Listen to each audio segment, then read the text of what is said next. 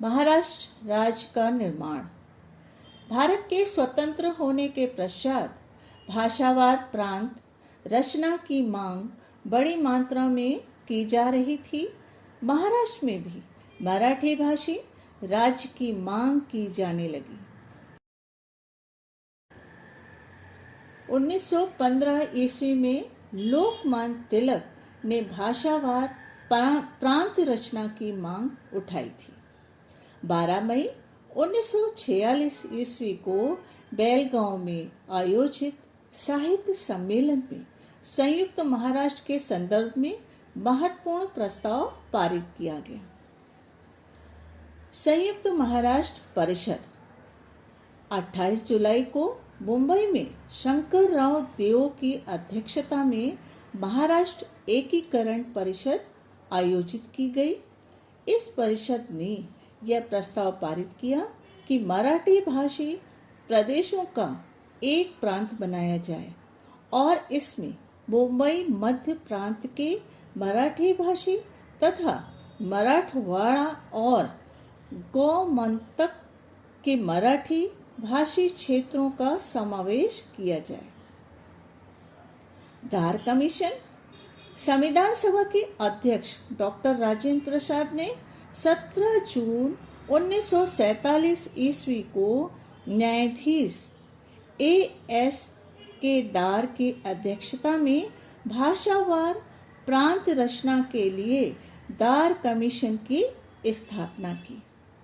19 दिसंबर 1948 ईस्वी को दार कमीशन का प्रतिवेदन रिपोर्ट प्रकाशित हुआ, परंतु इसमें यह समस्या हल नहीं हो सकी। JVP समिति त्रिसदस्य समिति भाषावार प्रांत रचना निर्माण करने की स्थिति का अध्ययन करने हेतु कांग्रेस ने 29 दिसंबर 1948 ईस्वी को एक समिति गठित की। इसमें पंडित जवाहरलाल नेहरू, वल्लभ भाई पटेल और पट्टाभी सीतारामैया का समावेश था। इन 3 सदस्यों के प्रथम अक्षरों के आधार पर यह समिति JVP के रूप में जानी जाती है।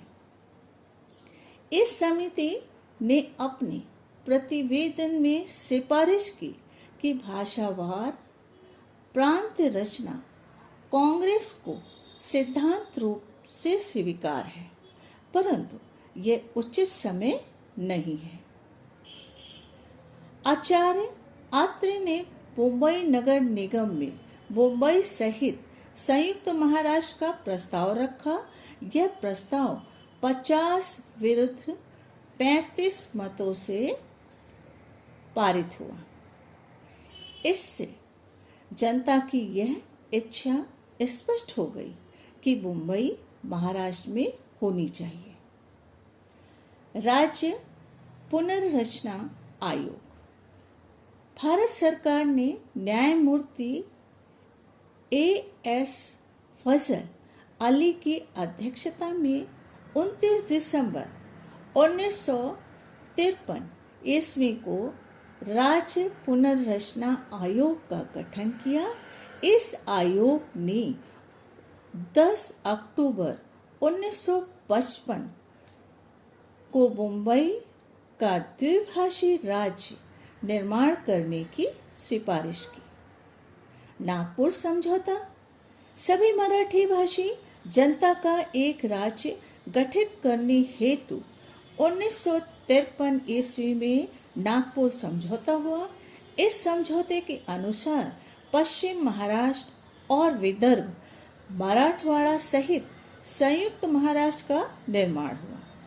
संविधान में 1956 ईस्वी के संशोधन के अनुसार धारा 371 का संविधान में समावेश किया गया।